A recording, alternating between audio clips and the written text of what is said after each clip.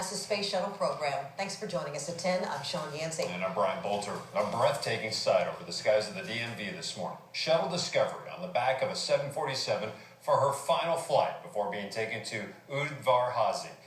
Fox 5's Karen Gray Houston inside the museum tonight. Karen. Brian, this is going to be Discovery's permanent new home. The Smithsonian's Udvar Hazy Center. It's just south of Dulles Airport. And how cool is this? What you're looking at right here is the Space Shuttle Enterprise. Now, this is the shuttle prototype. It never really went into space. It was used for atmospheric test flights. It is headed for a museum in New York City. And the Discovery will take its place right here on Thursday. Awestruck space buffs all over the nation's capital said a collective wow as the Discovery took its final graceful glide atop an Air Force 747. We've been to a couple of launches. I made my living flying with the Navy for 20 years, so hey, it's a fit.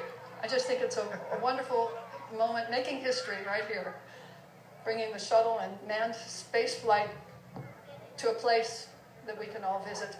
Discovery making 3 passes, showing off for the crowds that gathered at Dulles Airport, at Gravelly Point, the National Mall, to name a few vantage points. Everybody wanted to see this breathtaking, historic flight. It was around 9:40 this morning, flying very low overhead. I went down to Orlando twice to see it when it went off, and both times it got canceled, so I never got to see it go up. It was the last flight from her former home at the Kennedy Space Center in Florida. Discovery has completed 39 missions, spent 365 days in space, orbited the Earth 5,830 times, and traveled over 148 million miles. That was awesome. The shuttle went directly overhead. It's everything we wanted. It's good. It's a piece of history. We wanted to see it. It was really cool. I haven't actually ever seen like any shuttles or rockets take off or anything like that, but it was really cool.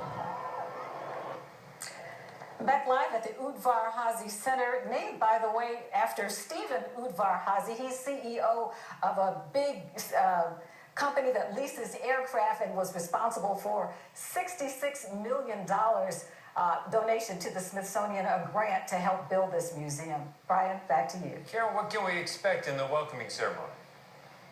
Welcoming ceremony should be very exciting. There are going to be a lot of former astronauts here, including John Glenn, who was the first astronaut to orbit the Earth. They're also going to have a big ceremony when the Discovery leaves the property, the Dulles property, and it's at the gate of the museum. They're going to have about 20 former astronauts, Discovery astronauts, some of them commanders. They're going to surround the Discovery, and there's going to be a slow move. They're going to walk around it as it moves over to the museum, and that ought to be quite a sight to behold, Brian. Gary Houston tonight.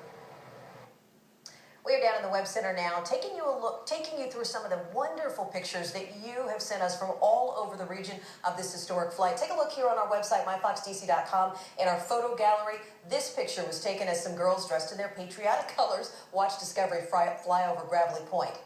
Here's another picture of the shuttle there at its last flight, probably there at Dulles Airport.